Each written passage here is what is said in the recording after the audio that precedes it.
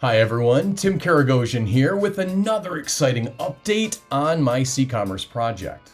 So these other videos have been more show and tell. This one is going to be more on my progress, and this was a month of a lot of lessons learned, so we'll go into a bit of that. I was a bit all over the place this month, unfortunately, and part of it was weather got nice and really distracting, and I wanted to be outside a bunch. But also, work got more demanding, and there was a role I really wanted as an Android engineer. I mean, perfect, right? But unfortunately, I ended up getting it, but my team pulled me out of it for an architect role. Thankfully, I still have this project and a lot of crazy stuff I want to engineer, so I can definitely get my Android engineering satisfaction fulfilled, if not in my everyday work. So the first thing I did this month is the only thing I could have shown you guys, and it was creating splash screens for both sides, and I had to do those natively. And it was interesting to see the differences between them, and I learned that Apple actually has a better setup for splash screens. Android is a bit plain, but hey, you can work with it. You can still make it look nice. My thought with that was to go back to the beginning of the app. I mean, hey, if I'm going to create a full end-to-end user experience, I gotta start right at the beginning and piece it together moving forward as I made progress. Well, that was what I was thinking anyways. Then I got to my loading screen and I said, I need some kind of backend to connect to now. So I jumped into AWS and started building a DynamoDB database and some tables and even a couple endpoints. And it was basically at this point in AWS that I realized that I did not even get out of month one. Month one is set up for success, for getting all of your connections and your features in place. If I don't have a connection to a database both locally and in my endpoint, then I failed. Month one is getting all of your pieces correctly set up for success moving forward. I did not do that. That was the big lesson learned, but I also had little lessons throughout that were also really helpful. One of those being, I put together a nice best practices document to prepare for the Android engineer role as the client wanted an interview, so I did some upskilling and preparation. While in doing that, I realized I wasn't implementing all the best practices I should have. So I went back in and I was able to organize and clean up my code a lot better, and I learned about SonarLint, which will also help with that a lot. So I implemented that and made those corrections as well. By jumping into AWS, I got to learn AWS, and it's actually a lot simpler than I was thinking it was going to be. Getting an endpoint exposed and calling it properly was kind of trivial. To insert some statements, it just took me a bit because learning something can be a bit intimidating at times, and I was sitting there going, it can't be this easy, it's gotta be more difficult. So being able to hit the endpoint from a command line interface is nice and all, but being able to call it from the app is another step. So I had to go into the application and build out the client mobile portion. Here's where a more laughable series of unfortunate events happened, where I just kept running into walls one after the other. So not only do I have to have a database in the cloud, I need a local database that's going to then interact, and they're going to have to talk to each other and be in sync. This caused me to go into a rabbit hole of the differences between iOS and Android. And one of them is that Kotlin can only translate so much over to the Apple platform. As a result, I needed to create a lot of native interfaces to then be able to control and do all the things I needed to. This included database implementation, API calls, and I've mentioned in the past, I needed an audio interface because the audio player works in two completely different ways. And there's an important feature within Kotlin called Kotlin Flows, and this works through coroutines, which also iOS has no idea how to use. So basically you have to create a shared, more simplified version of it to still run and tell it how to operate accordingly so that it operates the same on Android as it does on iOS. And of course, that took time. And none of this is worth showing because it's just code. It doesn't do anything in the app that you're going to see anything different, but it's going to help both apps run the same way, which is the goal. So I was supposed to be focusing on the end-to-end experience story for the users this month, and it all just blew up in my face. And the reason why I wasn't able to as much in the past, and the reason why I can't focus on the story now, is because I'm still too involved with the features. And this is the folly of month 2 if you didn't actually make it out of month 1, because my brain would be less focused on feature enablement to getting to the point of being able to tell the stories and getting that experience. my brain could actually be focused on the story and then little add-ons that just help that experience become better, more interactive, smoother. I also came up with a great way to think about this whole experiment and what I'm doing. And the way I thought about it is like a model house, maybe even think of a dollhouse. From the start, what you do is you place the home structure itself, you place the yard, you get basically everything set up from a very high level of how you want it. Then, what you would do is you basically take the roof off the house and start adding things to it.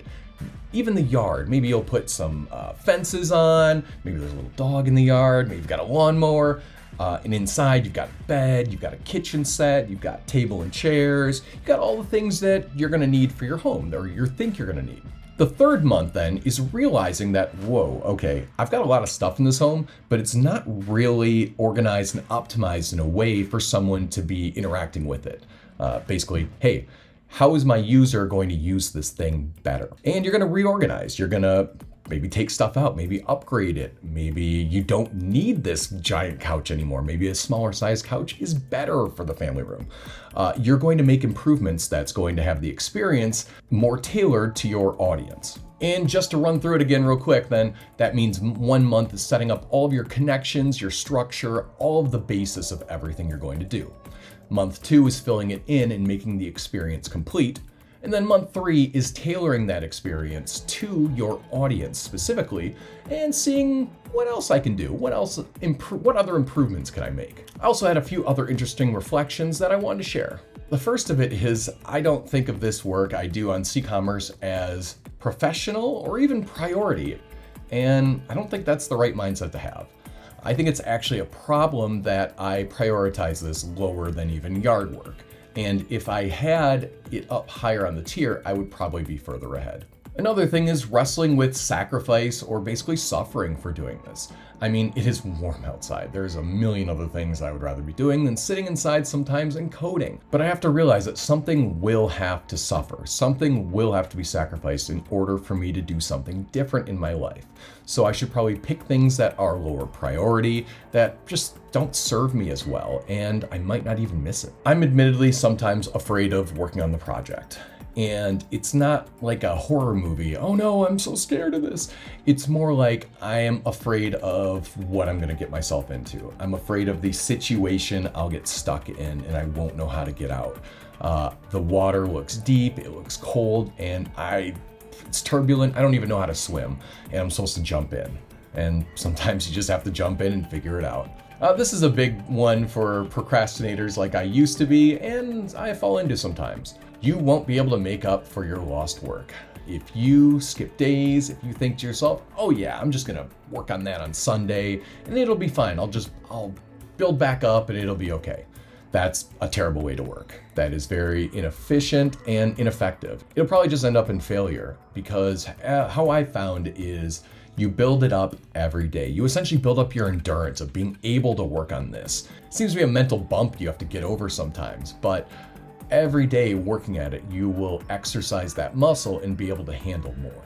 When I first started coding this, priority was on putting stuff together. I just need stuff. I need things in the code to work with, to handle, and who really cares about how it works and the structure and the organization and most importantly, the control. And now I'm seeing all of those things are becoming very important to me.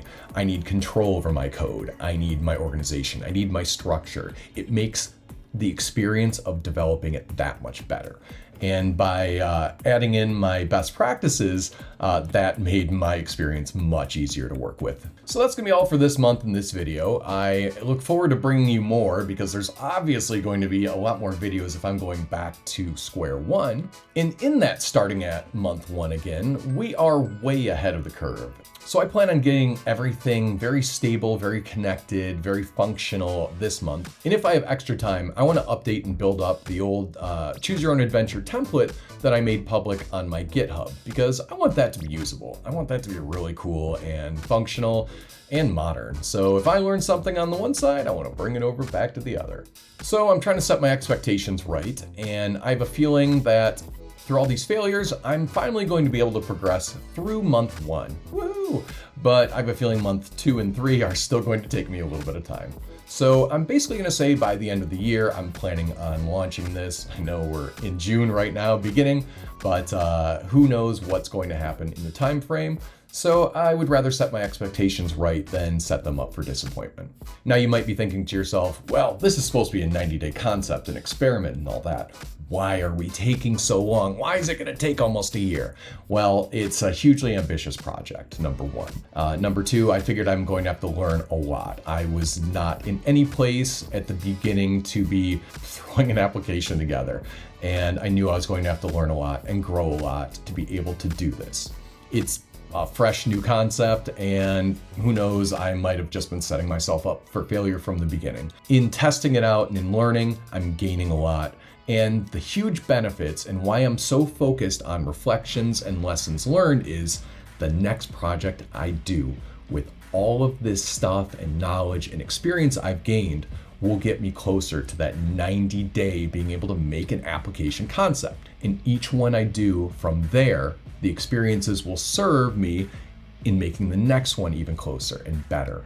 So over time and through who knows how many applications, I should be able to get closer to that 90-day mark when I start an application to a point of releasing it. Thank you very much for your time. I love you guys and your passion for this. So stay tuned for more soon and hope to bring you guys some more fun videos.